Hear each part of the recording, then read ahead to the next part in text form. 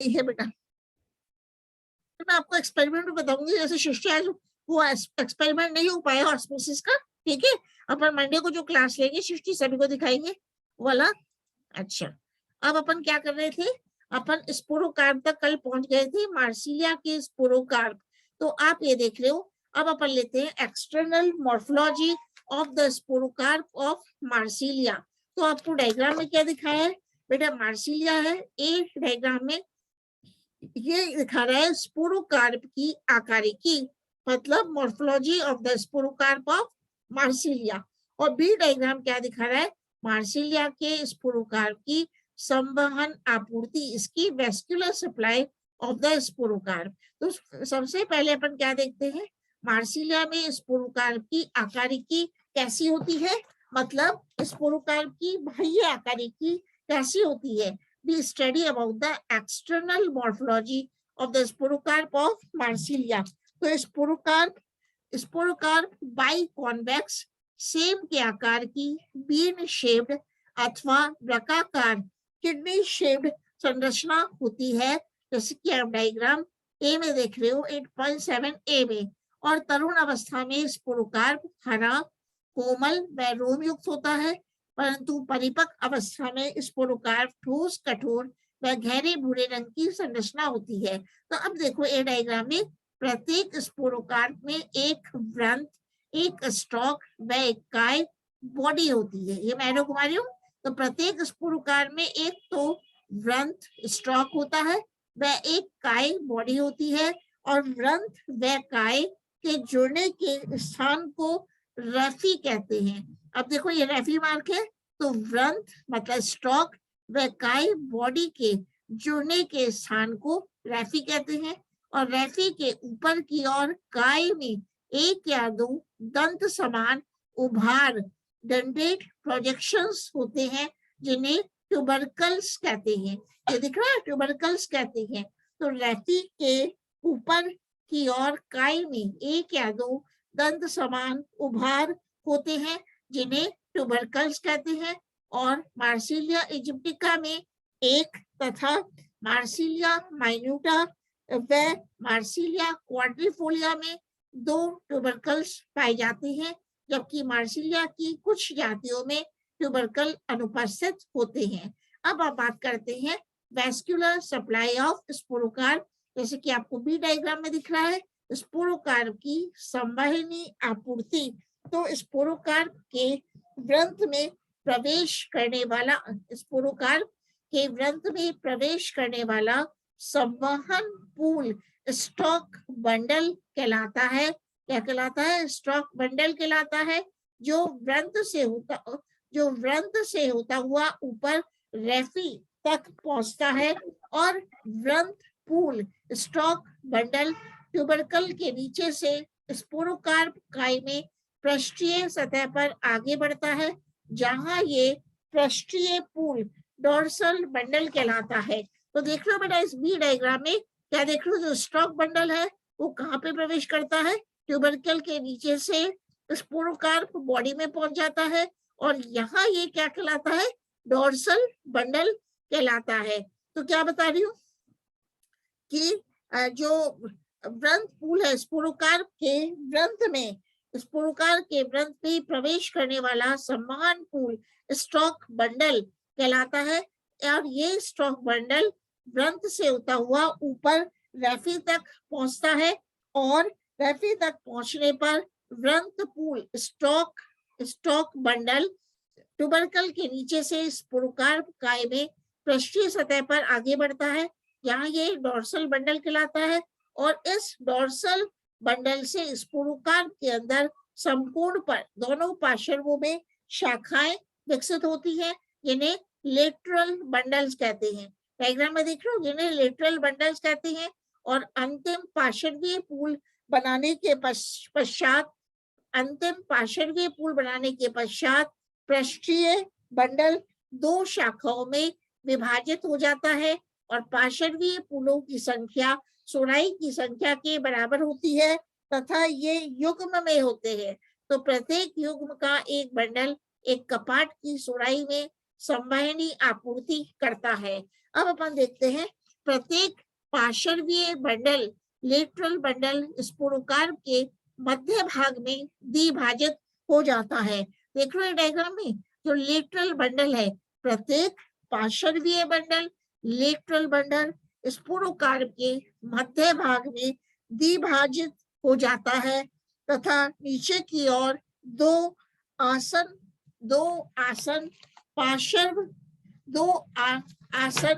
पार्श्व पुलों, यह है दो आसन पार्श्वी पुलों की शाखाएं आपस में शाखा मिलन द्वारा एक बंद जालिका, एक क्लोज नेटवर्क बनाती है। तो प्रत्येक पार्श्वी बंडल के द्विभाजन बिंदु से एक छोटी शाखा निकलती है जिसे प्लेसेंटल बंडल कहते हैं। प्रत्येक पार्श्वी बंडल के द्विभाजन बिंदु से एक छोटी शाखा निकलती है जिसे प्लेसेंटल बंडल कहते हैं और प्लेसेंटल बंडल सुराई के रिसेप्टेकल में प्रवेश करता है जिस पर बीजाणुधानियां लगी होती हैं। अब बात करते हैं स्पोरोकार्प की आंतरिक संरचना, इंटरनल स्ट्रक्चर ऑफ द स्पोरोकार्प। जो डायग्राम ये देख रहे हो, इसमें देख रहे हो स्पोरोकार्प की आंतरिक संरचना में स्पोरोकार्प भित्ति का डायग्राम है। तो सबसे पहले बात करते हैं स्पोरोकार्प वॉल। स्पोरोकार्प भित्ति की बात करते हैं तो स्पोरोकार्प की भित्ति बहुस्तरीय होती है जो इसे यांत्रिक आघात व शुष्क होने से बचाती है। सबसे बाह्य एक स्तरीय बाह्य त्वचा एपिडर्मिस कहलाती है। ये देख रहे हो, सबसे आउटरमोस्ट लेयर क्या है, इसको एपिडर्मिस कहते हैं। तो सबसे बाह्य एक स्तरीय एपिडर्मिस कहलाती है। बाह्य त्वचा मतलब एपिडर्मिस घनाकार कोशिकाओं से बनी होती है जिसकी बाह्य सतह पर क्यूटिकल पाई जाती है। अपन देख रहे हैं स्पोरोकार्प भित्ति, तो इसमें आउटरमोस्ट लेयर एपिडर्मिस और एपिडर्मिस के ऊपर क्या पाई जाती है, क्यूटिकल पाई जाती है। तो एपिडर्मिस में रंध्र उपस्थित होते हैं। देख रहे हो, एपिडर्मिस में स्ट्रोमेटास उपस्थित होते हैं तथा कुछ कोशिकाएं दीर्घित होकर बहुकोशीय रोम बनाते हैं। तो एपिडर्मिस बाह्य त्वचा के नीचे दो स्तरीय खंभ आकार कोशिकाओं की हाइपोडर्मिस भी पाई जाती है। ये देख रहे हो, एपिडर्मिस के नीचे हाइपोडर्मिस पाई जाती है और हाइपोडर्मिस की बाह्य परत को कोशिकाओं की तुलना में भीतरी परत की कोशिकाएं अधिक लंबी होती है। मतलब हाइपोडर्मिस की बाह्य परत की कोशिकाओं की तुलना में भीतरी परत की कोशिकाएं अधिक लंबी होती है तथा इनके मध्य अंतरकोशीय अवकाशों का अभाव होता है। ये आप देख रहे हो हाइपोडर्मिस है डायग्राम में। तो हाइपोडर्मिस की जो कोशिकाएं हैं, जो सेल्स हैं, इनके मध्य अंतरकोशीय अवकाश इंटरसेलुलर स्पेसेस नहीं पाए जाते और हाइपोडर्मिस की दोनों परतों में क्लोरोफिल पाया जाता है। तो देखते हैं अपन, जो हाइपोडर्मिस है उसकी दोनों परतों में क्लोरोफिल पाया जाता है और हाइपोडर्मिस के भीतर की ओर मृदुकी कोशिकाओं का 2 से 3 स्तरीय क्षेत्र होता है। परिपक्व अवस्था में इस क्षेत्र की कोशिकाएं जिलेटिनीकृत होकर जिलेटिनस रिंग का निर्माण करती हैं और जिलेटिनी वलय स्पोरोकार्प के स्फुटन में सहायक होती है। अब क्या बात करते हैं अपन, बीजाणुधानी पुंज सोराई किसे कहते हैं। तो स्पोरोकार्प भित्ति के दोनों कपाटों के मध्य एकांतरित क्रम में 2 पंक्तियों में बीजाणुधानी पुंज सोराई व्यवस्थित होती हैं और विभिन्न जातियों में मार्सिलिया की विभिन्न जातियों में सोराई की संख्या भिन्न भिन्न होती है। मतलब सोराई की संख्या 2 से 20 तक होती है और प्रत्येक पुंज सोरस स्पोरोकार्प की भित्ति में प्लेसेंटा अथवा रिसेप्टेकल पर उत्पन्न होती है। तो प्रत्येक सोरस एक पतले एंडोसियम द्वारा ढका रहता है और सोरस में लघु बीजाणुधानियां व गुरु बीजाणुधानियां उपस्थित होती हैं। मतलब जब मार्सिलिया का जो सोरस है उसमें लघु बीजाणुधानी, माइक्रोस्पोरेंजियम मैम व गुरु बीजाणुधानियां भी उपस्थित होती है। हाँ शिष्य बोलो। मैम ये सोरई क्या होती है? सोरई बेटा होता है कि जो बीजाणुधानियां हैं एक समूह बना लेती है, तो बीजाणुधानियों के समूह को अपन क्या कहते हैं? सोरई कहते हैं। मतलब एक बीजाणुधानियां जो है, स्पोरेंजिया जो है, when the sporangia are found in groups, एक समूह में पाई जाती है तो इनको सोरई कहते हैं। ठीक है बेटा, इनको अपन क्या कहते हैं? सोरई कहते हैं। तो अपन क्या पढ़ रहे थे कि जैसे आपने पूछा सोरई किसे कहते हैं, तो स्पोरोकार भित्ति के दोनों कपाटों के मध्य एकांतरित क्रम में दो पंक्तियों में बीजाणुधानी पुंज व्यवस्थित होती है। ठीक है, अब सोरस में लघु व गुरु बीजाणुधानियां उपस्थित होती है ना, और गुरु बीजाणुधानियां एक पंक्ति में रिसेप्टेकल के शीर्ष पर, जबकि लघु बीजाणुधानियां रिसेप्टेकल के पार्श्व में दो पंक्तियों में व्यवस्थित होती हैं। तो एक सोरस में बीजाणुधानियों की संख्या विभिन्न जातियों में भिन्न भिन्न होती है। जैसे कि बेटा मार्सिलिया माइन्यूटा में एक सोरस में 4 से 5 गुरु बीजाणुधानियां पाई जाती है व 8 से 13 लघु बीजाणुधानियां पाई जाती है। सृष्टि आपने पूछा सोरई क्या होता है, तो सोरई में क्या होता है बेटा? लघु बीजाणुधानी भी मिलती है, गुरु बीजाणुधानी भी मिलती है। और एक एग्जाम्पल है मार्सिलिया माइन्यूटा। तो मार्सिलिया माइन्यूटा में जो सोरस पाया जाता है उसमें 4 से 5 तो गुरु बीजाणुधानियां मेगास्पोरेंजिया पाई जाती है व 8 से 13 लघु बीजाणुधानियां माइक्रोस्पोरेंजिया पाई जाती है। जबकि मार्सिलिया इजिप्टिका में 5 से 16 गुरु बीजाणुधानियां पाई जाती है व 9 से 19 लघु बीजाणुधानियां पाई जाती हैं। तो सोरई में उपस्थित लघु एवं गुरु बीजाणुधानियों की पारस्परिक स्थिति का अध्ययन स्पोरोकार्प के विभिन्न तलों में काट द्वारा किया जाता है। तो सबसे पहले बात करते हैं HLS ऑफ स्पोरोकार्प, जो आपकी प्रैक्टिकल में भी आप बनाते हो। तो स्पोरोकार्प का क्षैतिज अनुदैर्ध्य काट। So we talk about the HLS of the sporocarp in Marsilea. तो ये आप भी डायग्राम जो देख रहे हो, तो अपन दिख रहा है आपको मार्सिलिया में स्पोरोकार्प का हॉरिजॉन्टल लॉन्जिट्यूडनल सेक्शन। तो अपन बात करते हैं HLS। तो सबसे बाहर स्पोरोकार्प भित्ति उपस्थित होती है जो विभिन्न तलों से, जो विभिन्न स्तरों से बनी होती है, और भित्ति के नीचे उपस्थित जिलेटिनी वलय अपाक्ष डोर्सल व अभ्यक्ष पिंडों के रूप में दिखाई देती है। सोराई दो एकांतर पंक्तियों में विन्यासित होते हैं। ये देखो बेटा, जो सोराई है दो एकांतर पंक्तियों में विन्यासित होते हैं तथा प्रत्येक सोरस इंडूसियम द्वारा घिरा रहता है। ये देखो डायग्राम में प्रत्येक सोरस इंडूसियम के द्वारा घिरा रहता है और रिसेप्टिकल के शीर्ष भाग पर एक गुरु बीजाणुधानी तथा पार्श्वों पर लघु बीजाणुधानियां स्थित होती हैं। तो रिसेप्टिकल के आधार के ठीक सामने लेटरल बंडल्स भी उपस्थित होते हैं तथा रिसेप्टिकल के आधार पर प्लेसेंटल बंडल भी स्थित होता है।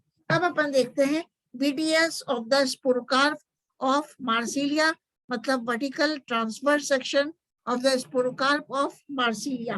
तो इसमें अपन बात करते हैं कि भित्ति, मतलब स्पोरोकार्प की भित्ति भी HLS के समान दिखाई देती है और जिलेटिनी वलय, जिलेटिनस रिंग अपाक्ष व अभ्यक्ष पिंडों के रूप में दिखाई देती है। देखो बेटा, ये है जिलेटिनस रिंग और ये नीचे भी है जिलेटिनस रिंग। मतलब जिलेटिनस रिंग डोर्सल सरफेस पे भी है और वेंट्रल सरफेस पे भी है। तो जिलेटिनी वलय अपाक्ष व अभ्यक्ष पिंडों के रूप में दिखाई देती है तथा अपाक्ष डोर्सल अपाक्ष पिंड अभ्यक्ष पिंड की अपेक्षा अधिक विकसित होता है। तो अपन देख रहे हो ये जो डोर्सल जिलेटिनस रिंग है ये अत्यधिक विकसित है, किसकी तुलना में? वेंट्रल जिलेटिनस रिंग की तुलना में। ठीक है, अब इस काट में मतलब BTS में स्पोरोकार्प के उदग्र अनुप्रस्थ काट में दो सोरस अनुदैर्घ्य रूप में प्रदर्शित होते हैं या दर्शित होते हैं, जो प्रत्येक इंडोसियम द्वारा परिबद्ध रहता है। तो सोरस में दोनों किनारों पर एक एक लघु बीजाणुधानी तथा मध्य में अनेक गुरु बीजाणुधानियां उपस्थित होती हैं। तो आप देख रहे हो मध्य में तो बेटा गुरु बीजाणुधानियां है, मेगास्पोरेंजियम है, और किनारे पे क्या है, माइक्रोस्पोरेंजियम है। तो सोरस में दोनों किनारों पर देखना, ये किनार दोनों किनारों पर एक एक लघु बीजाणुधानी उपस्थित होती है तथा सोरस के मध्य में अनेक गुरु बीजाणुधानियां मेगास्पोरेंजिया व्यवस्थित होती हैं। और इस काट में मतलब वीटीएस में पृष्ठीय bundle, dorsal bundle, lateral bundle तथा प्लेसेंटल बंडल भी दिखाई देते हैं। अब बात करते हैं VLS of sporocarp of Marsilia, vertical longitudinal section of the sporocarp of Marsilia। तो ये क्या दिखाया आपको, VTS और HLS। एक ये दिखाया आपको VLS, इसके भी बात करेंगे, vertical longitudinal section of the sporocarp of Marsilia। तो इस काट में स्पोरोकार्प वृंत भी अनुदैर्घ्य रूप से कटता है। तो भिन्न अपन देखते हैं भित्ति, स्पोरोकार्प की भित्ति अन्य कांटों के समान दिखाई देती है। स्पोरोकार्प भित्ति के नीचे स्थित जिलेटिनी वलय संपूर्ण वलय के रूप में दिखाई देती है। तो देखना बेटा ये जिलेटिनी वलय है क्योंकि संपूर्ण वलय के रूप में दिखाई देती है। क्या बता रहे हैं कि स्पोरोकार्प वलय किसमें, जिलेटिनी वलय किसकी बात कर रहे हैं कि भित्ति के नीचे, स्पोरोकार्प वॉल के नीचे स्थित जिलेटिनी वलय संपूर्ण वलय के रूप में दिखाई देती है। और जिलेटिनी वलय के भीतर सोराई अनुदैर्घ्य रूप में व्यवस्थित होती है और प्रत्येक सोरस के चारों ओर इंडोशियम उपस्थित होता है। तो इस काट में मतलब किस काट की बात कर रहे हैं अपन, वर्टिकल लॉन्जिट्यूडिनल सेक्शन ऑफ स्पोरोकार्प में सोरस में केवल एक ही प्रकार की बीजाणुधानियां दिखाई देती हैं। तो ये देखो इस प्रकार के काट में सोरस में केवल एक ही प्रकार की बीजाणुधानियां दिखाई देती है, या तो लघु बीजाणुधानियां या गुरु बीजाणुधानियां। तो आप देख रहे हो क्या दिख रहा है अपन को, माइक्रोस्पोरेंजिया। ये क्या दिख रहे हैं, माइक्रोस्पोरेंजिया।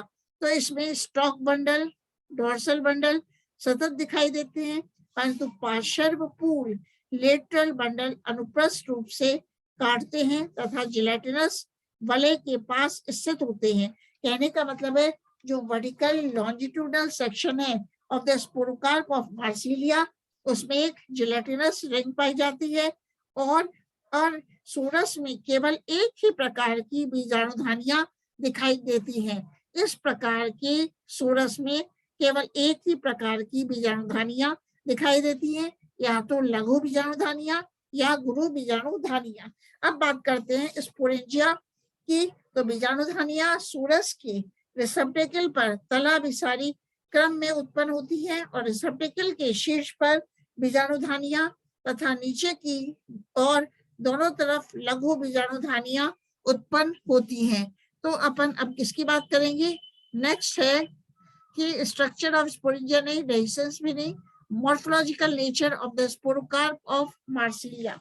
मतलब मार्सिलिया में स्पोरोकार्प की आकारिकीय प्रकृति कैसे होती है, तो इसकी बात अपन करते हैं। ये क्वेश्चन भी आता है, what is the morphological nature of the sporocarp of Marsilea. तो अपन कहते हैं पहला है लीफ सेगमेंट। पहले बात करते हैं morphological nature of the sporocarp of Marsilea. इसका देखते हैं अपन। तो स्पोरोकार्प की आकारिकीय प्रकृति के संबंध में वैज्ञानिकों द्वारा समय समय पर विभिन्न मत प्रस्तुत किए गए हैं, जिन्हें दो वर्गों में डिवाइड किया जा सकता है।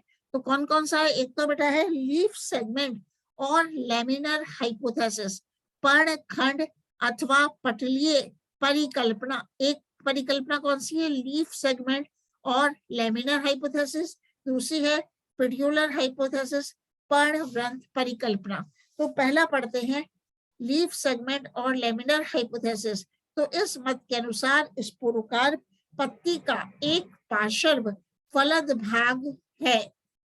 इस मत के मुख्य समर्थक हैं रूसो, कैंपबेल, बावर, गोवेल, स्मिथ, पुरी, वैगर्ग एवं गुप्ता।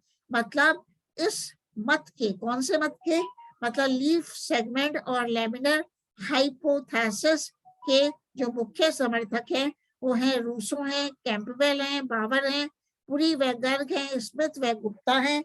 और इन वैज्ञानिकों ने स्पोरोकार्प की आकारिकी प्रकृति के विषय में विभिन्न प्रकार से अपने मत प्रस्तुत किए हैं। तो रूसो के अनुसार स्पोरोकार्प दो लीफलेट से बनी संरचना है जिनकी अभ्यक्ष सतह एक दूसरे की ओर होती है। इसी प्रकार अपन देखते हैं कैंपबेल के, कौन आए, कैंपबेल के अनुसार स्पोरोकार्प पिच्छाकार संयुक्त पत्ती पिनेटली कंपाउंड लीफ का रूपांतर है जिसमें पर्णक संयुक्त होकर एक स्पोरोकार्प बनाते हैं। इसी प्रकार बावर के अनुसार स्पोरोकार्प एक पिच्छ की संयुक्त पत्ती का रूपांतरण है। इसी प्रकार गोबेल के अनुसार स्पोरोकार्प पत्ती का पूर्व पर्णक है। स्पोरोकार्प पत्ती का फर्टाइल पिन्ना है, अतः बीजाणुधानी रहित स्पोरोकार्प की तुलना पत्ती के एक अथवा अधिक पर्णकों से की जा सकती है। और अपन कहते हैं एम्स के अनुसार, एम्स ने स्पोरोकार्प की तुलना 4 लीफलेट्स, 4 पर्णकों युक्त पत्ती के सिरे से की है।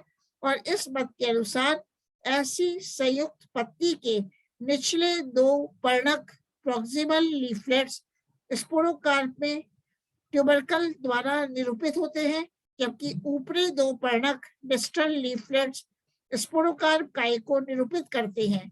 तो इस तथ्य की पुष्टि स्पोरोकार्प के संवहन तंत्र के अध्ययन से की जा सकती है। इसी प्रकार स्मिथ के अनुसार स्पोरोकार्प एक रूपांतरित लीफलेट है, पर्णक है जिसमें एक मध्य शिरा तथा 15 से 20 पार्श्व शिराएं होती हैं तथा 16 पर्णक के अपाक्ष सतह पर स्थित होते हैं। इसी प्रकार पुरी एंड गर्ग के मत के अनुसार भी स्पोरोकार्प एक रूपांतरित पर्णक है, लीफलेट है जिसमें अनेक पिच्छक पिन्यूल्स लगे होते हैं और पिन्यूल्स की संख्या इसमें उपस्थित संघीय फूलों कमिश्रल बंडल्स के बराबर होती है और संघीय फूल पिच्छिका की मध्य शिरा बनाते हैं। इसी प्रकार गुप्ता ने पुरी एवं गर्ग के मत का समर्थन किया।